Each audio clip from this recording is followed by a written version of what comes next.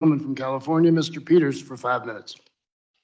Thank you, Mr. Chairman. In San Diego, the American Rescue Plan has been a lifeline for my constituents.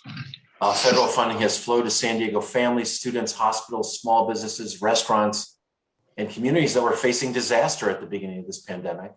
Since the day the American Rescue Plan became law, the number of San Diegans who are vaccinated has grown 5 times.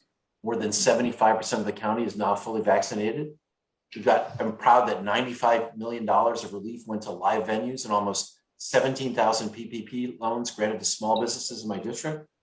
Our team has connected dozens of small business owners with the Small Business Administration to secure shuttered venues operators grants, restaurant relief grants, paycheck protection loans, like Mr. Lamb in Rancho Bernardo, whose salon received a $79,000 PPP, Mr. Buono from Little Italy, whose family restaurant received a $124,000 PPP loan. We've also dispersed over $200 million to more than 10,000 renters to cover unpaid rent and utility bills. The fact is that these have been great benefits and kept us out of much worse problems. And that was what we were trying to do at the beginning. I'd like to ask Dr. Coronado about the claim that we have exported inflation. Would you respond to that notion? I don't know how, by the way, I don't know how that would have affected the supply of chips and the demand for goods, but tell me what the response to that is.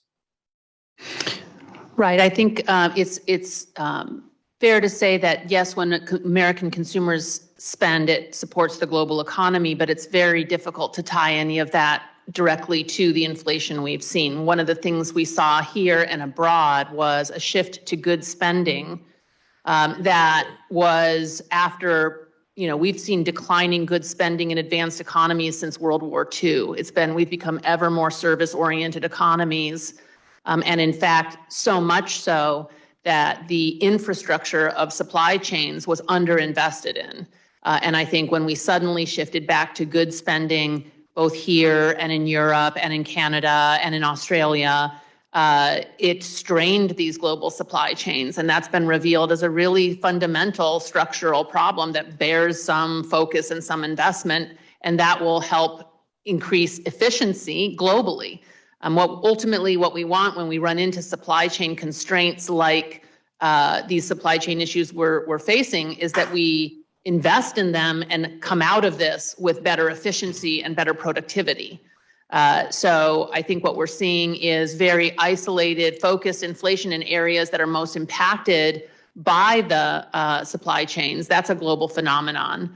And then there are differences across countries depending on structures, and the other universal reality is the food and energy price inflation that we see. I mean, it's pretty preposterous to suggest that Ukraine had nothing to do with that, or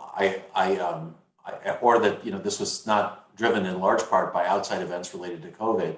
Yeah. One of the other benefits, I think, and maybe Dr. Coronado and Ms. Parrott could speak to this, was we put in place temporary protection from evictions. I agree this should be temporary, and we should get back to business as normal. But can you describe the economic benefit of keeping people in their homes through this pandemic as we climb out of it?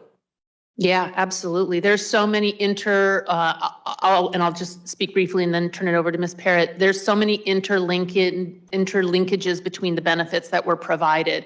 Keeping people in their homes during a pandemic and allowing them to pay the rent also meant that they were better able to feed their families, which reduced distress.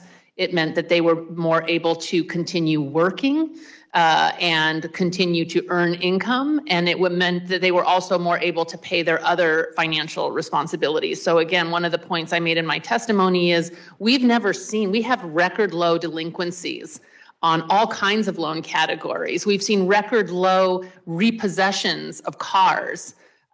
These are meaningful benefits to working class families. So the spillover, and I think one of the innovations of this, the stimulus that we provided and the fiscal support that we provided is just giving people the money to make the decisions they need to make for their families. So you mentioned the rental assistance, that was important. And then you also had cash on hand to do what you needed to do depending on the needs of your family.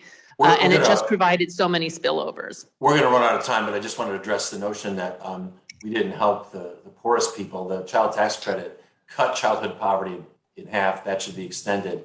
Also, the notion that the answer to this problem is to extend the Trump tax cuts. Trump tax cuts are in place today. This had nothing to do Yes. with those as well. So thank you, Mr. Chairman. I yield back.